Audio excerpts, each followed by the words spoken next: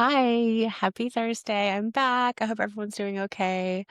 I have a new computer because I think I on my birthday, I don't know what happened, but I was saying I need to stop looking at the news. This is so upsetting. And like that night on my birthday, I dropped my computer and totally broke it, like accidentally. And I also lost both my AirPods. Like, oh, I guess my soul really doesn't want me to read the news, but I did have to get a replacement computer so I could, because it was completely broken. But it was also a little old. So anyway, hi. I hope y'all are okay. I know, I don't know how everyone's doing, but I'm hoping you're doing all right. I'm going to be talking today about kind of some staying in the light space, that God or healed space, what the light looked like when I saw it in when I see it in other people, and like holding on to that space when I see and work with people. Um, I guess this kind of relates to the discussion about entities and like spiritual danger. I had a lot come up about that the last few weeks. I don't really want to make that the full topic of video, but at the end I'll probably go into how it's related. So, okay. When I was seeing light coming out of everyone in the beginning of my spiritual experience, it was so beautiful. It wasn't like I was seeing auras with colors like some people see those, and I kind of see those. I was just seeing just this white, beautiful light coming out of everyone like they were angels. It was actual light, and I could see it, and it was really, really beautiful. If I am feeling calm and peaceful, I'm in a room with like white walls, I will see the kind of I guess it would be part of the aura, and it's often like a light. Honestly, I think when I was touched by that light that night, I was able to it's like it came inside of me and I was glowing so much that I could see that in everyone. Sometimes I think it was just my internal experience that I was seeing with everyone. Um, so I don't know, but who knows?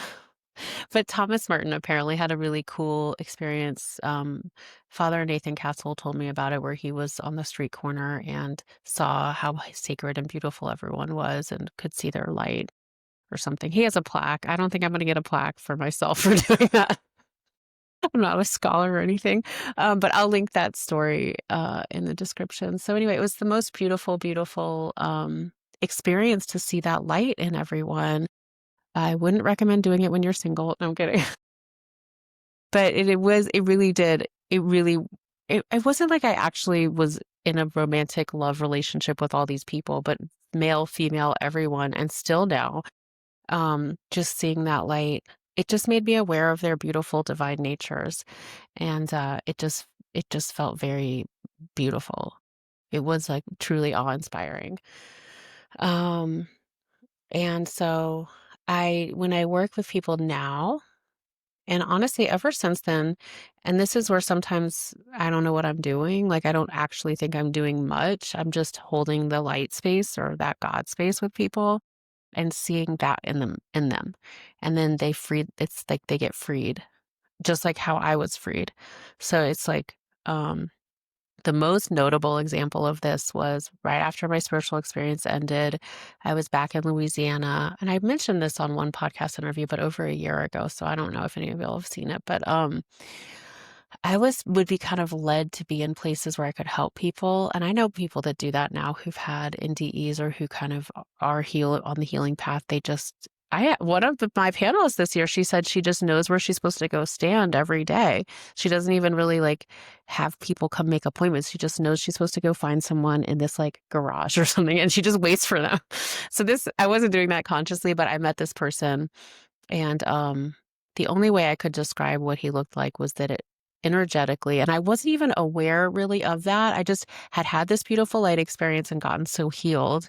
And then I met he was a Marine. He had just finished the Marines and was back in Louisiana, and he'd done tours of duty in the Middle East. And he had, when I looked at him, it looked like he had knives coming out of his eyes. That's just the only way I could describe it. It just looked like a lot of pain. Um, and I just looked past it. And that's why I don't get scared of entities. I think because I stay in this light space, but I think when I talked with the shaman about it when I saw him, and he was like, "Oh no, this is very dangerous to do this work." And I was like, "Is it though?" But he's like another one of those people that's kind of obsessed, or not obsessed, but like a lot of his reality is like he believes in entities and like negative spirits and spends a lot of time thinking about them. So it's my belief. I have total respect for him. Everyone has their own thing, but I think he might have met this Marine and been scared of all of these like knives that whatever was coming out of his eyes, which was just pain. And then you would be like, oh, I have to do this thing to get rid of this pain. I have to do this thing. But all I did was like sit with him and look right past all that pain into his heart. And I felt my angels, guides, like I had to, like, it was very random. And no, we never dated.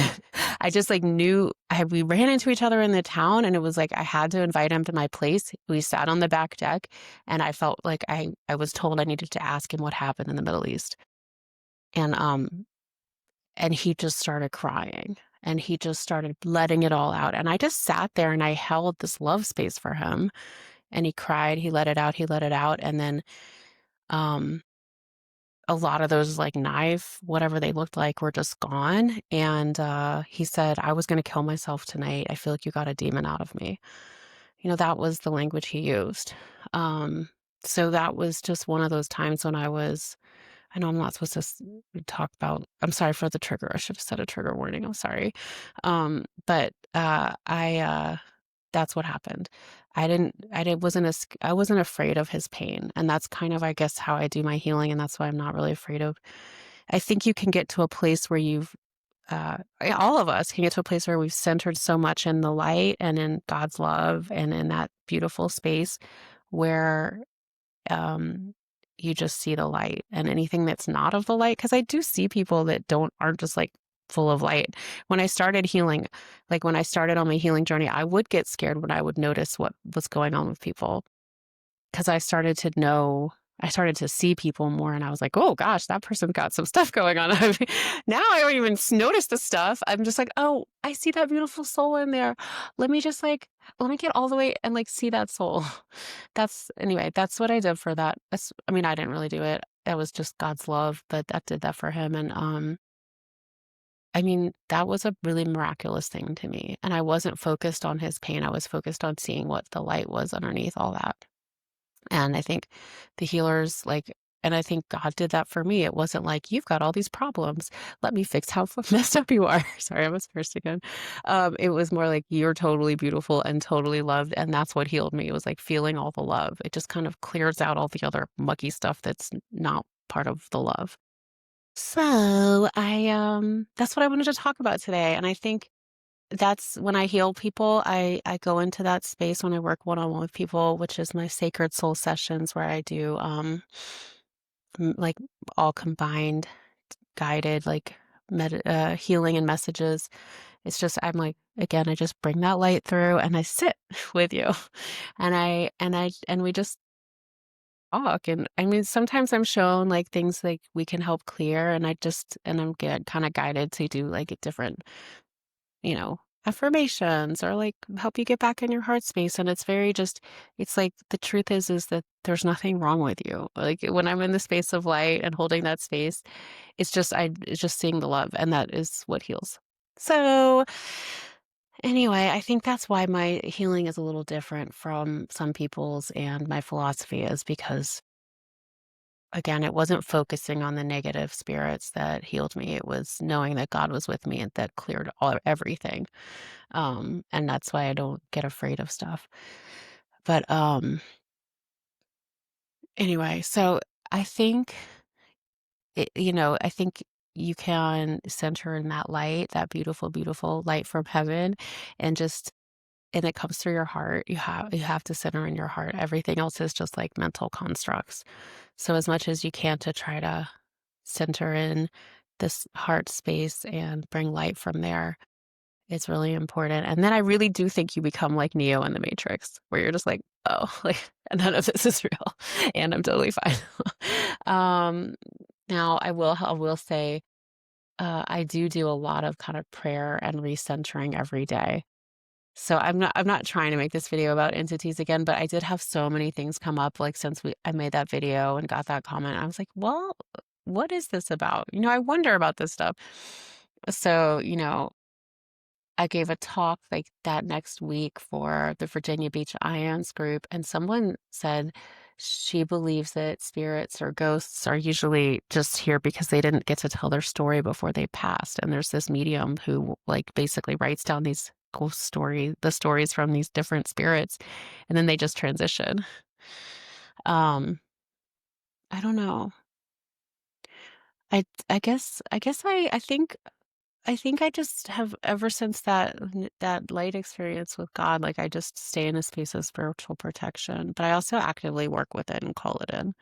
Um, but I don't have a lot of fear, and I think because of what I went through, because I faced all of my stuff and I brought it into the light.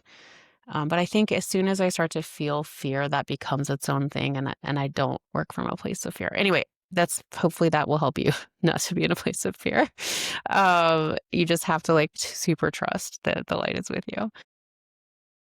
And lastly, I just have had a couple people tell me they've seen like negative shadowy things. One of my dearest friends who we correspond a lot, and he's super tuned in, and he's seen a couple shadowy things, and he's so, and then Carrie Kay was like, look, a lot of entities have been released on our planet. So I'm like, and then my niece saw something in her room like last week out because I was like, none of this is real. It was all just my psychological like thing, and I'm like, ugh. I don't know, y'all. And then so I think I'm gonna link a few different topics about this. Even Bashar, I don't know if you'll like him, but he has a topic where it's like, yeah, like that stuff exists, but if you know it's not gonna affect you, then it's not gonna be part of your reality. So I think you can take it however you want. I like to center in the light, and when I do my healing work, I just see the light. Um, and when I connect with my angels and guides and God, like, yeah, it just comes from the light. But I don't know. I think once you get like really lost in that world, you can really go anywhere you want with it. So that's why I don't really try to go too far in it. I don't know. That's what I'm thinking about this week. I think it's very beautiful to heal people with like sitting in the space of light and bringing them that light. Um, to me, that's really all that matters. And I guess it's a real place that I go to. And clients that work with me are like, I feel so much better. I have hope again. And I don't honestly think I'm doing that much. I'm just holding that light space with them. Anyway, so stuff I'm thinking about. I hope this was interesting and made sense. I know the world is really intense right now. Um, the last thing I'll say, speaking of the light, is that I did like a book signing on my birthday on Sunday, and I also did like a live angel message for people that were there. And it was like everyone's really freaking out about the world, and sorry, um, and I was shown like you can stand in that pillar of light and be like a beacon of peace and love. Um, but there is like this swirling vortex of fear. And I was like shown this image, and it's like anyone that looks towards it kind of gets sucked into it. And like as much as you can, just try to stay in that light column and light space and love space. Um, and that's how you can, it's almost like it was like a tornado. And that's how you can kind of pull people out of the tornado. Uh, but anyway, I'm not going to tune in like specifically right now because then I'll get on a whole different tangent. But anyway, just remember, you're the light. That light is you. You can feel it from God, creator, source. Um, it's like there for you. So just call on it. It's easy. Just call on it and then go bring it for everyone else. But yeah, I guess that's what I want to talk about today. So that's how I do my healing. And that's how I know like it's all cool. Seeing the light in everyone's to finish is like a very, very beautiful experience. I still see it now. It's not the like same exact white light unless I'm looking at people on a blank wall and just constantly kind of relaxing a lot. It's like I just see right into their heart, and it's so profound, and that's why um yeah, that's how I go through the world every day. It's a really sacred place to be, and I want you to join me there. Just see the light in yourself and see it in everyone else. Okay, bye. I hope this was a good video. I'll see y'all on Thursday. Bye. I mean, oh, it is Thursday. I'll see you on Sunday. Oh my gosh. Bye.